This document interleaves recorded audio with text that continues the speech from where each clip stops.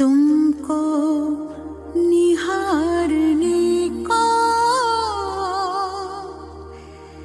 दिल ये चाहता है। प्रभु तुमको निहारने को दिल ये चाहता है। मन में उतारने को दिल ये चाहता है। तुम सामने हमारे, तुम साथ में हमारे, तुम सामने हमारे, तुम साथ में हमारे, तो भी पुकारने को दिल ये चाहता है। तुमको निहारने को दिल ये चाहता है। मन में उतारने को दिल ये चाहता है।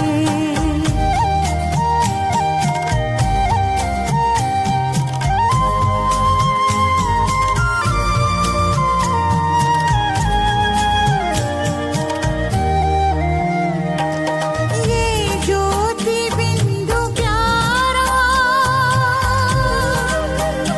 क्या रूप है तुम्हारा। किरणों ने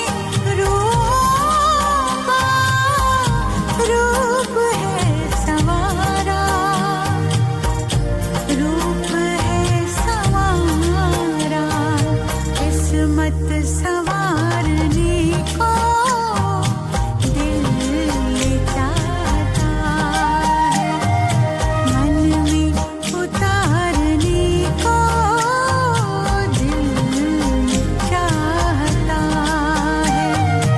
तुम सामने हमारे, तुम साथ में हमारे, तो भी पुकारने को दिल ये चाहता है। तुमको निहारने को दिल ये चाहता है।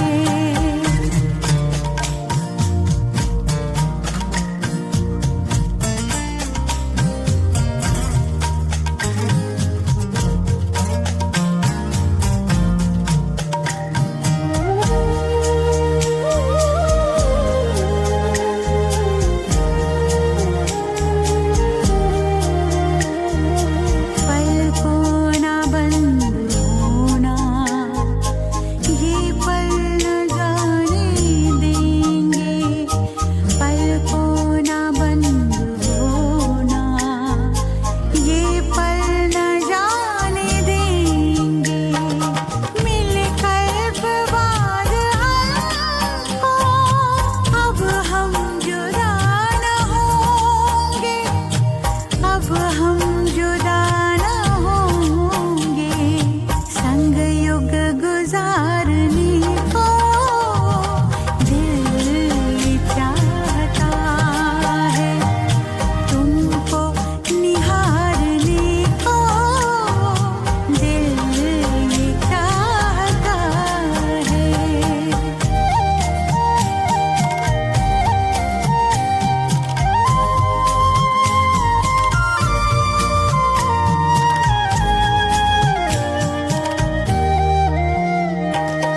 अरमानों की ये बस्ती, ही बूंद को तरसती। वरदानों की ये बारिश, हर घड़ी बरसती, हर घड़ी बरसती।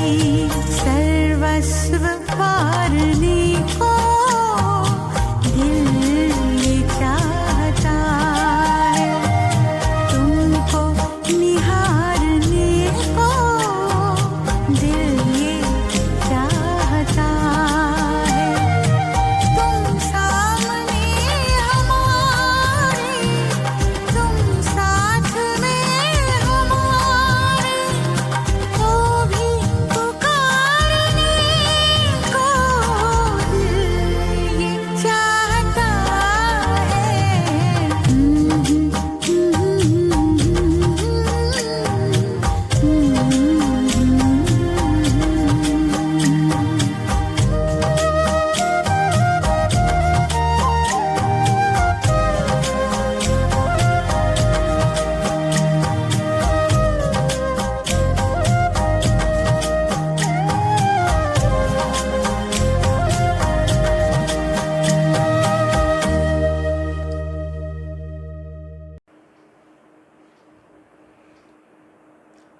शांति।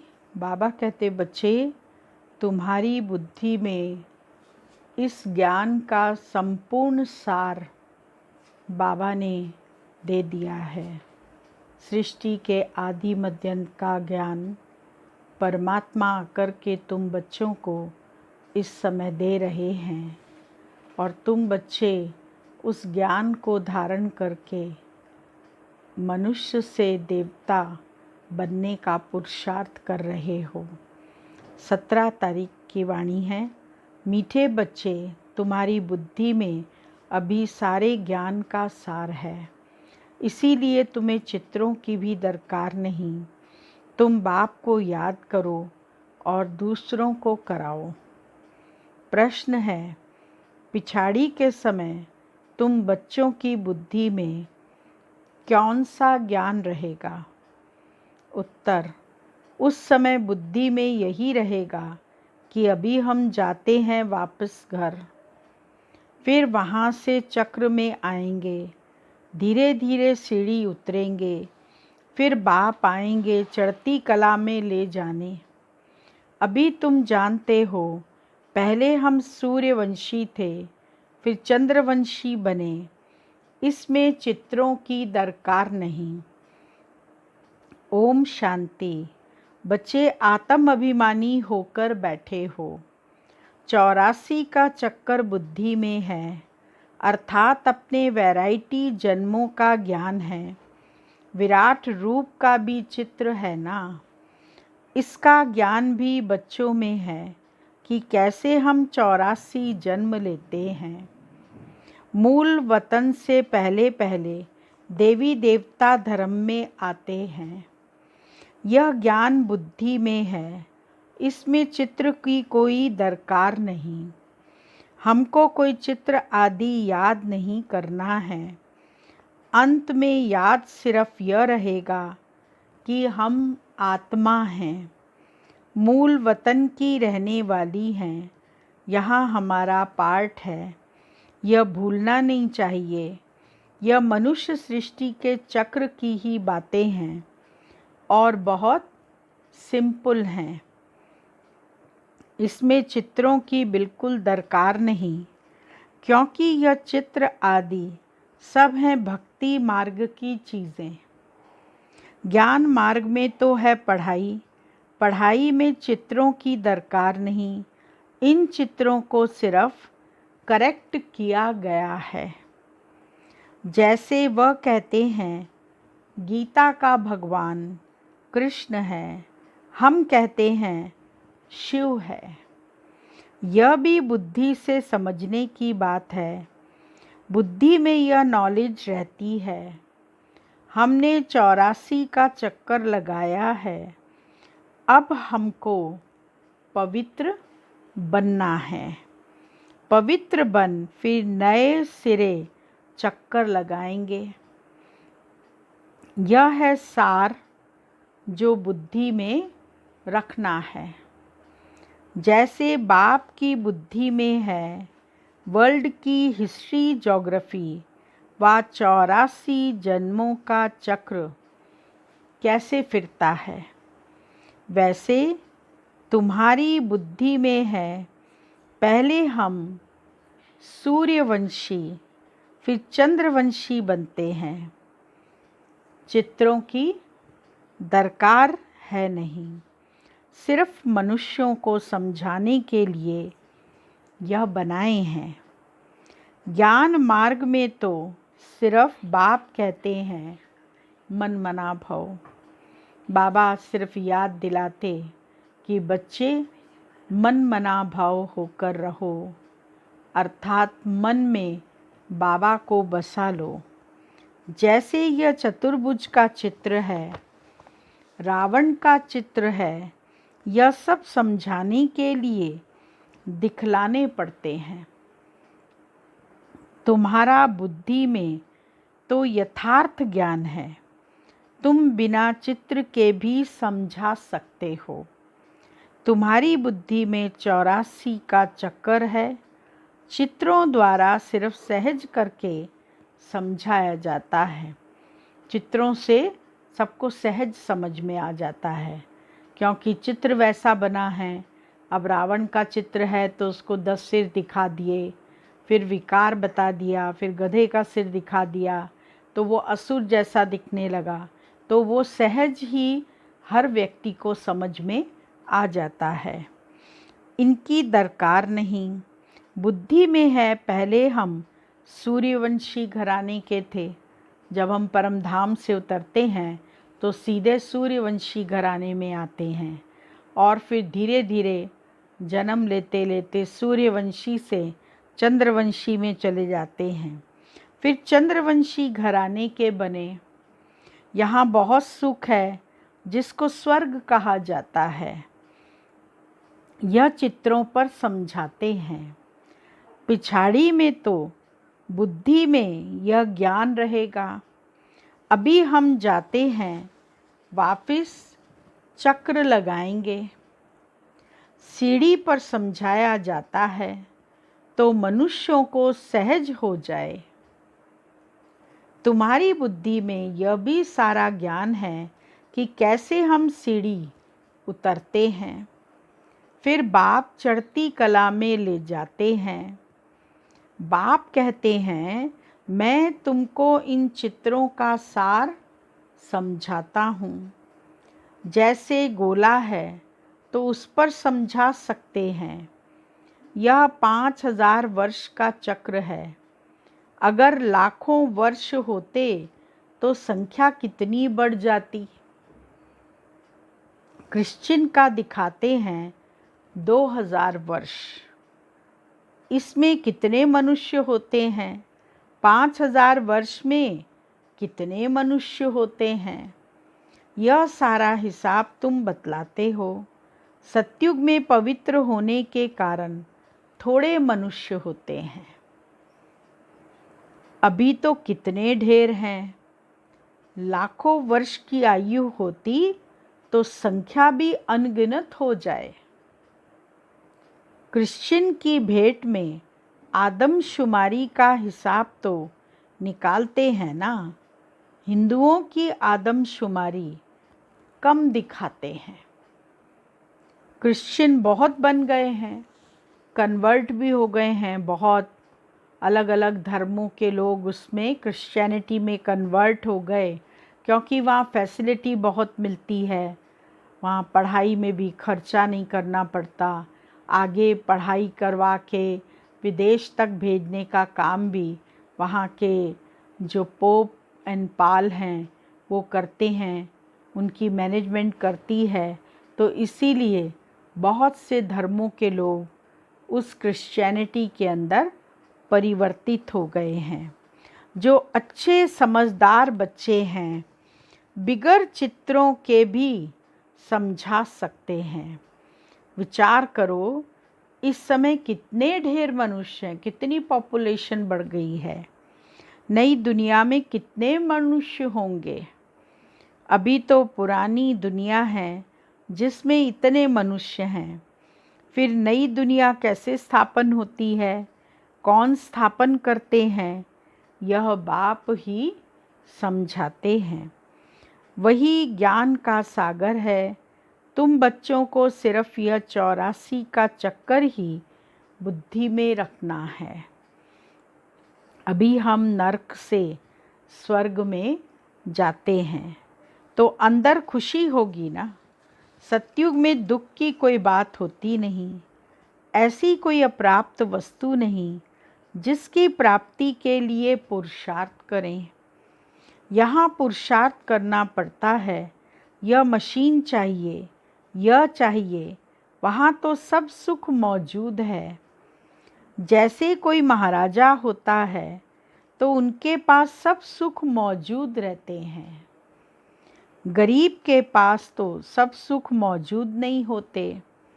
परंतु यह तो है कलयुग, तो बीमारियां आदि सब कुछ हैं। अभी तुम पुरुषार्थ करते हो नई दुनिया में जाने के लिए।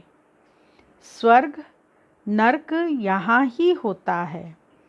यह सूक्ष्म वतन की जो रमत गमत है, यह भी टाइम पास करने के लिए है। जब तक कर्मातीत अवस्था हो, टाइम पास करने के लिए यह खेल पाल है। कर्मातीत अवस्था आ जाएगी, बस तुमको यही याद रहेगा कि हम आत्मा ने अब 84 जन्म पूरे किए। अब हम जाते हैं अपने घर।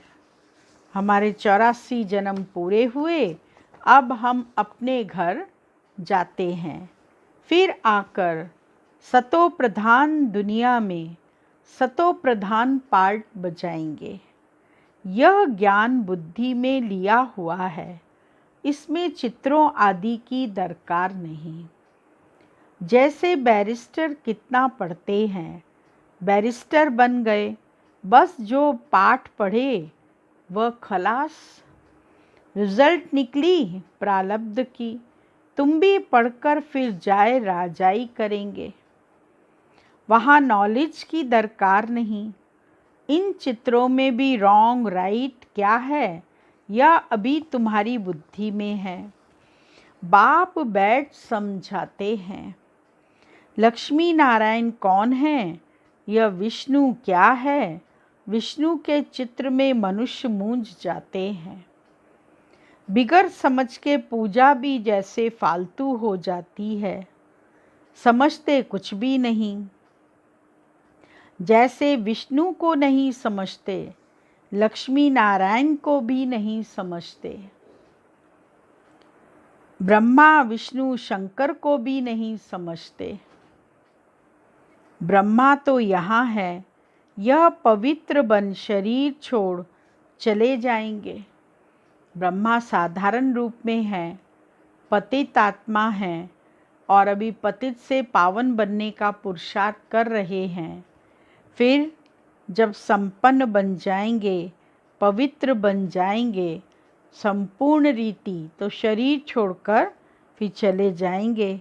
इस पुरानी दुनिया से वैराग्य है। यहाँ का कर्म बंधन दुख देने वाला है। अब बाप कहते हैं अपने घर चलो, वहाँ दुख का नाम निशान नहीं होगा। पहले तुम अपने घर में थे, फिर राजधानी में आए, अब बाप फिर आए हैं पावन बनाने। इस समय मनुष्यों का खान पान आदि कितना गंदा है, क्या क्या चीज़ें खाते रहते हैं। वहाँ देवताएं ऐसी गंदी चीज़ें थोड़े ही खाते हैं। भक्ति मार्ग देखो कैसा है, मनुष्य की भी बलि चढ़ती है। बाप कहते हैं यह भी ड्रामा बना हुआ है।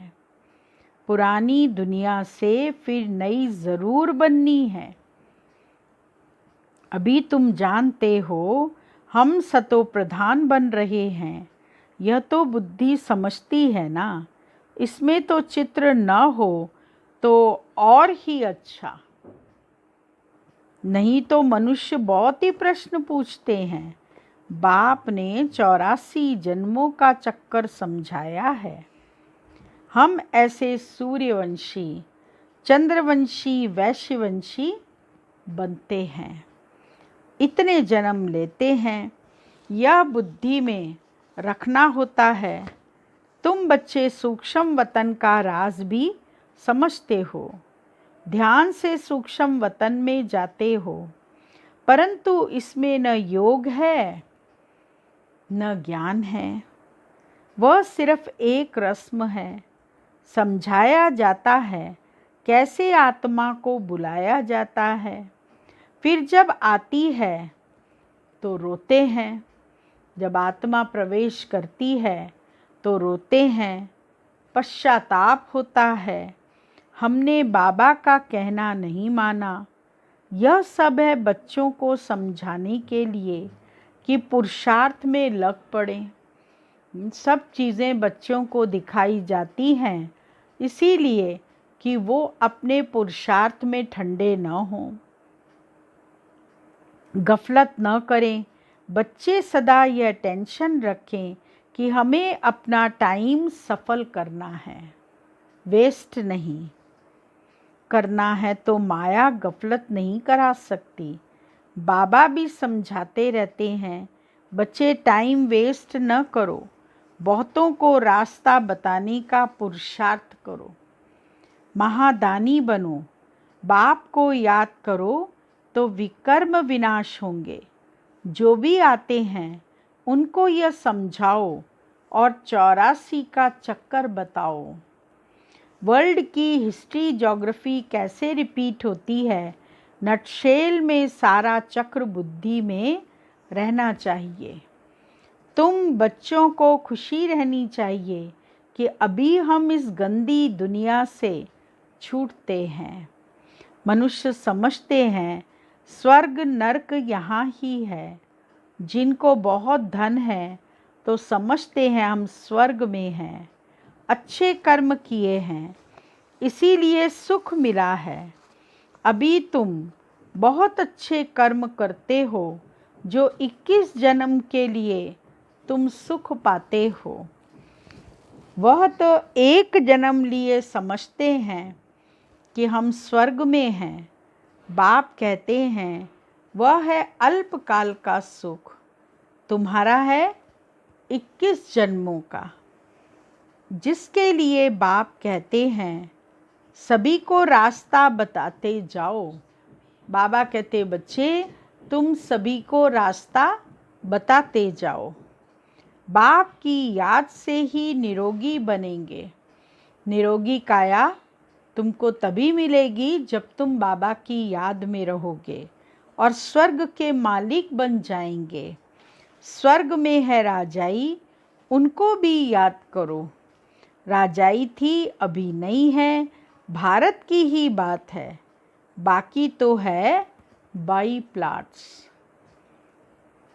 पिछाड़ी में सब चले जाएंगे, फिर हम आएंगे नई दुनिया में। अब इस समझाने में चित्रों की दरकार थोड़ी है, ये तो हम ऐसे भी समझा सकते हैं। बाबा कहते हैं इस समझाने के लिए कोई चित्रों की दरकार नहीं है। यह सिर्फ समझाने के लिए मूल वतन, सूक्ष्म वतन दिखाते हैं, समझाया जाता है। बाकी यह तो भक्ति मार्ग वाले ने चित्र आदि बनाए हैं, तो हमको भी फिर करेक्ट कर बनाने पड़ते हैं। नहीं तो कहेंगे तुम तो नास्तिक हो, इसीलिए करेक्ट कर बनाए हैं। ब्रह्मा द्वारा स्थापना, शंकर द्वारा विनाश। वास्तव में यह भी ड्रामा में नूंद है।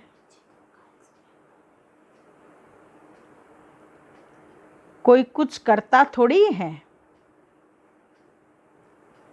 साइंसदान भी अपनी बुद्धि से यह सब बनाते हैं। बुद्धि के द्वारा जो भी उनको विचार आते हैं वो उस विचार करके फिर स्केच बनाते हैं, चित्र बनाते हैं।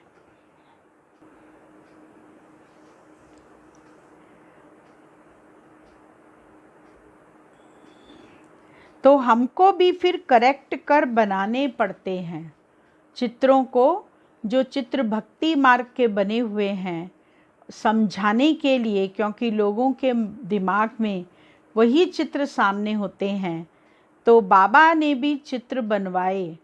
उसमें सबसे पहला चित्र विश्व रतन दादा ने बनाया कल्प वृक्ष का, और वो योग में बैठते थे और जो उनको उस समय अनुभव होता था उसको वो स्केच करते थे पेंसिल से आकर, और पेंसिल से स्केच करके पूरा कल्प वृक्ष बनाया और बहुत एक्यूरेट बनाया। और उसके बाद उसको करेक्शन भी किया, बहुत ज़्यादा करेक्शन हुआ। फिर संदेशियों के माध्यम से उसको चित्र को भेजा गया, दिखाया गया। जब वो फाइनल हो गया तब उसका प्रिंट कराया। और ये चित्र और कैटलॉग जब बाबा कराची में थे तो वहाँ से बाबा ने फिर सारे भारतवर्ष, क्या सारे वर्ल्ड में जो राजा महाराजा थे उन सबको निमंत्रण भेजा था कि भगवान इस सृष्टि पर आकर अपना कार्य कर रहा है। और वो चित्र भी भेजा था कल्प वृक्ष का। तो उनके पास, जिससे कि उनको ज्ञान समझ में आए कि डबल ताजधारी विश्व महाराजन और महारानी थे, कैसे द्वापर में आए तो हमारा पवित्रता का ताज चला गया, और जब कलयुग में आए तो हमारा वो ताज भी चला गया, राजाई का ताज। प्रिवी पर्स रहा तो वो भी चला गया। अब राजा महाराजा क्या हो गए हैं? आम जनता के समान, जो प्रजा है उसमें मिक्स हो गए हैं। तो इसीलिए बाबा कहते, नहीं तो कहेंगे तुम तो नास्तिक हो। अगर चित्र नहीं लगाते हैं तो लोग समझेंगे कि हम नास्तिक हैं, ये किसी भगवान को नहीं मानते। इसीलिए करेक्ट कर बनाए हैं। ब्रह्मा द्वारा स्थापना, शंकर द्वारा विनाश, वास्तव में भी ड्रामा में नूंद है। कोई कुछ करता थोड़ी है, साइंसदान भी अपनी बुद्धि से यह सब बनाते हैं।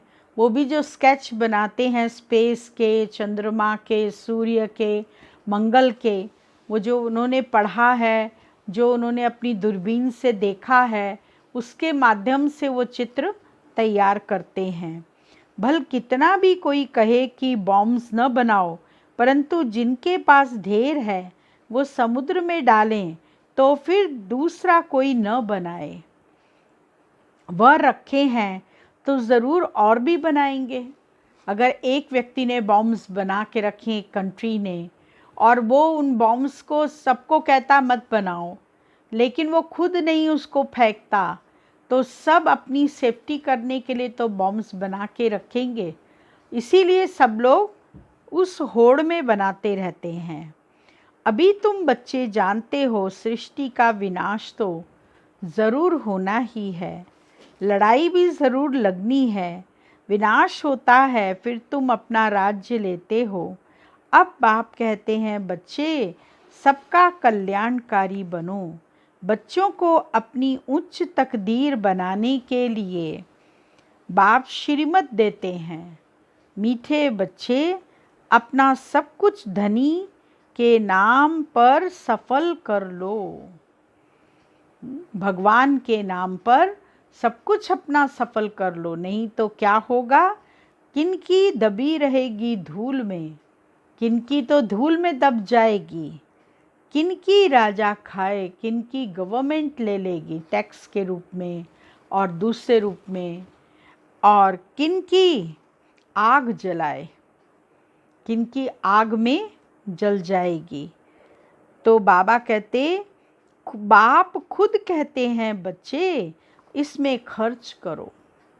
यह रूहानी हॉस्पिटल यूनिवर्सिटी खोलो, हाँ, सेंटर खुलवाओ, रूहानी हॉस्पिटल कम यूनिवर्सिटी खोलो। बहुतों का कल्याण हो जाएगा, तुम्हारा धन उसमें सफल हो जाएगा और बहुतों का कल्याण हो जाएगा। धनी के नाम तुम खर्चते हो, जिसका फिर 21 जन्म के लिए तुमको रिटर्न में मिलता है। यह दुनिया ही खत्म होनी है, इसीलिए धनी के नाम जितना हो सके सफल करो। बाबा के नाम से, भगवान के नाम से हम जितना सफल कर सकते हैं उतना हमको करना चाहिए। धनी शिव बाबा है ना, भक्ति मार्ग में भी धनी के नाम करते थे ना। अभी तो है डायरेक्ट धनी के नाम, बड़ी बड़ी यूनिवर्सिटी खोलते जाओ तो बहुतों का कल्याण हो जाएगा। 21 जन्म लिए राज्य भाग पालेंगे, नहीं तो ये धन दौलत आदि सब खत्म हो जाएंगे। भक्ति मार्ग में खत्म नहीं होते हैं, अभी तो खत्म होना है। तुम खर्चो फिर तुमको ही रिटर्न मिलेगा। धनी के नाम पर सबका कल्याण करो तो 21 जन्मों का वर्षा मिलेगा। कितना अच्छा समझाते हैं। फिर जिनकी तकदीर में है वह खर्च करते रहते हैं। अपना घर बार भी संभालना है। बाबा कहते घर बार भी संभालना है। इनका पार्ट ही ऐसा था बाबा का। एकदम जोर से नशा चढ़ गया। भगवान ने एकदम जोर से नशा चढ़ा दिया। बाबा बादशाही देते हैं, फिर गधाई क्या करेंगे। साक्षात्कार हो गया कि बाबा जो है जब दे ही रहा है बादशाही तो ये गधाई किस काम की। तुम सब बादशाही लेने लिए बैठे हो तो फॉलो करो ना। जानते हो इसने कैसे सब छोड़ दिया। नशा चढ़ गया, ओहो राजाई मिलती है। अलफ को अल्लाह मिला तो बे को भी राजाई दे दी। राजाई थी, कम नहीं था, अच्छा फर्टाइल धंधा था। अब तुमको ये राजाई मिल रही है तो बहुतों का कल्याण करो। पहले भट्टी बनी, फिर कोई पककर तैयार हुए, कोई कच्चे रह गए। गवर्नमेंट नोट बनाती है, फिर ठीक नहीं बनते हैं तो गवर्नमेंट को जला देने पड़ते हैं। नोट प्रिंट किए, अगर मिस प्रिंट हो गए, रिज़र्व बैंक ने उनको रिजेक्ट कर दिया तो उनको फिर गवर्नमेंट जला देती है। अब तुमको यह राजाई मिल रही है तो बहुतों का कल्याण करो। पहले भट्टी बनी, फिर कोई पककर तैयार हुआ, कोई कच्चे रह गए। गवर्नमेंट नोट बनाती है, फिर ठीक नहीं बनते हैं तो गवर्नमेंट को जला देने पड़ते हैं। आगे तो चांदी के रुपए चलते थे, सोना और चांदी बहुत था। अभी तो क्या हो रहा है। कोई की राजा खा जाते, कोई की डाकू खा जाते। डाके भी देखो कितने लगते हैं। फेमिन भी होगा, यह है ही रावण राज्य। राम राज्य सतयुग को कहा जाता है। बाबा कहते हैं तुमको इतना उच्च बनाया, फिर कंगाल कैसे बने। बाबा कहते मैंने तुमको डबल ताजधारी बनाया था, फिर तुम कंगाल कैसे बन गए। अब तुम बच्चों को इतनी नॉलेज मिली है तो खुशी होनी चाहिए। दिन प्रतिदिन खुशी बढ़ती जाएगी। जितना यात्रा पर नज़दीक होंगे उतनी खुशी होगी। तुम जानते हो शांति धाम सुखधाम सामने खड़ा है। बैकुंठ के झाड़ दिखाई पड़ रहे हैं। बस अब पहुँचे कि पहुँचे। अच्छा, मीठे मीठे सिकिलदे बच्चों प्रति मात पिता बाप दादा का याद प्यार गुड मॉर्निंग। रूहानी बाप की रूहानी बच्चों को नमस्ते और रूहानी बच्चों की रूहानी बाबा को याद प्यार गुड मॉर्निंग नमस्ते। मुख्य सार है पहला पॉइंट, अपना टाइम सफल करने का अटेंशन रखना है। माया गफलत न करा सके, इसके लिए महादानी बन। बहुतों को रास्ता बताने में बिजी रखना है। दूसरा पॉइंट है, अपनी ऊंची तकदीर बनाने के लिए धनी के नाम पर सब कुछ सफल करना है। रूहानी यूनिवर्सिटी खोलनी है। आज का वरदान है, कड़े नियम और दृढ़ संकल्प द्वारा अलबेलेपन को समाप्त करने वाले ब्रह्मा बाप समान अथक भव। ब्रह्मा बाप समान अथक बनने के लिए अलबेलेपन को समाप्त करो। इसके लिए कोई बड़ा नियम बनाओ, दृढ़ संकल्प करो। अटेंशन रूपी चौकीदार सदा अलर्ट रहे तो अलबेलापन समाप्त हो जाएगा। पहले स्व के ऊपर मेहनत करो, फिर सेवा में, तब धरनी परिवर्तन होगी। अभी सिर्फ कर लेंगे हो जाएगा। इस आराम के संकलों के डनलप को छोड़ो, करना ही है। यह स्लोगन मस्तक में याद रहे तो परिवर्तन हो जाएगा। स्लोगन: समर्थ बोल की निशानी है, जिस बोल में आत्मिक भाव और शुभ भावना हो।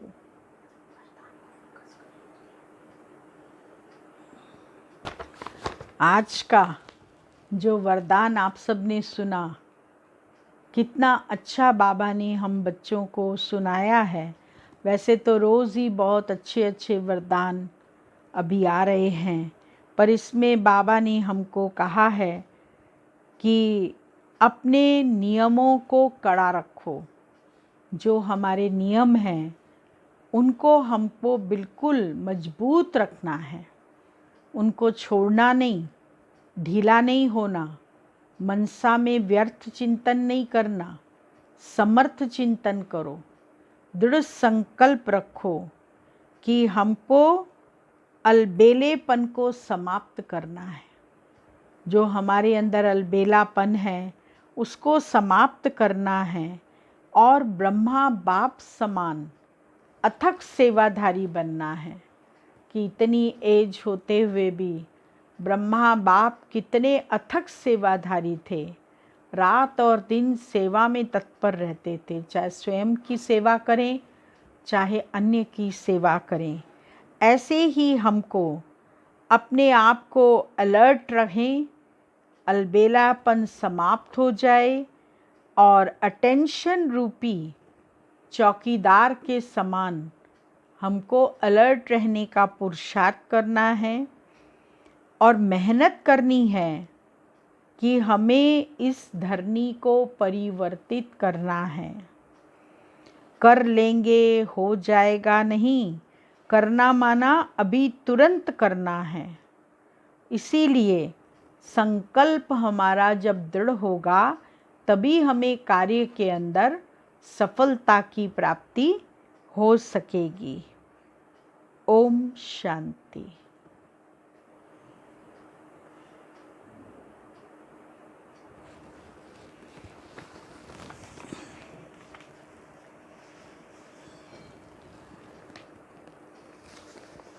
दीदी जी की विशेषताएं हैं। दीदी की दृष्टि में रूहानी जादू। दीदी से जो भी दृष्टि लेते उन्हें वैकुंठ की दुनिया का साक्षात्कार हो जाता। उनके योग की ऐसी स्थिति थी, आत्मिक स्थिति का ऐसा अभ्यास था जो नज़र से निहाल कर हर आत्मा को तृप्त कर देती थी।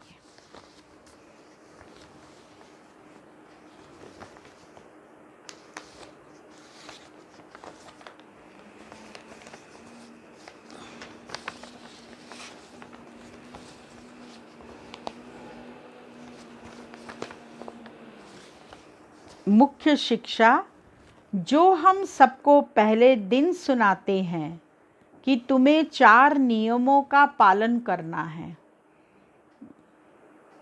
अलर्ट रहने के लिए कहा ना वरदान में।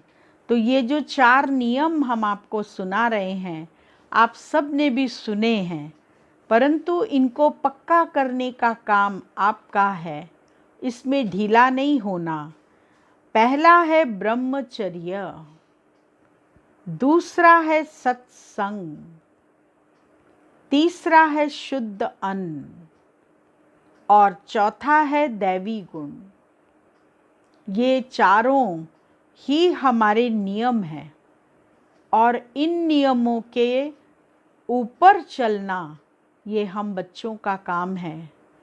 हमें अपने नियमों में ढीला नहीं होना, न पवित्रता में ढीला होना है, न हमको सत्संग में ढीला होना है।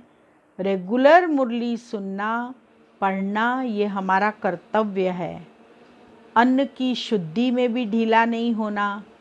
कहीं पर भी भोजन कर लें, किसी भी होटल में, किसी भी कहीं जाके हम भोजन करके आ जाएं, किसी के घर में कर लें, लहसुन प्याज खा लें, आज खा लिया तो क्या हो गया।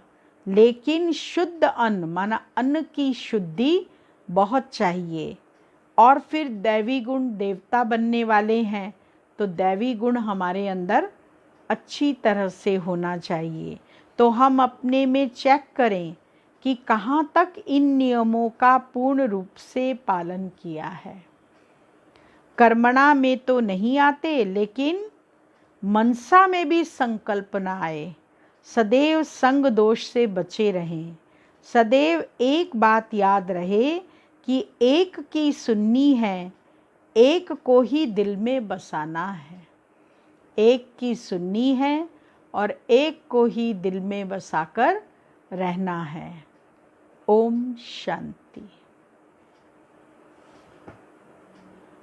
प्रभु याद कीन बरसातों में, मुरली की मीठी तान सुनी, तब ज्ञान की मीठी बातों में झर झरते सुख के झरने। प्रभु याद कीन बरसातों में, फल गए हैं पुण्य जन्मों जन्म के, फल गए हैं पुण्य जन्मों जन्म के। कल्याण का है वरदान मिला है, पाँव नहीं अब धरती पर, उड़ने को खुला आसमान मिला।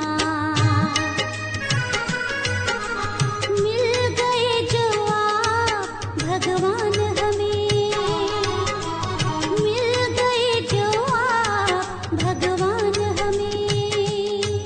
खुशियों से भरा जहान मिला है, पाँव नहीं अब धरती पर, उड़ने को खुला आसमान मिला। उड़ने को खुला आसमान मिला, उड़ने को खुला आसमान मिला।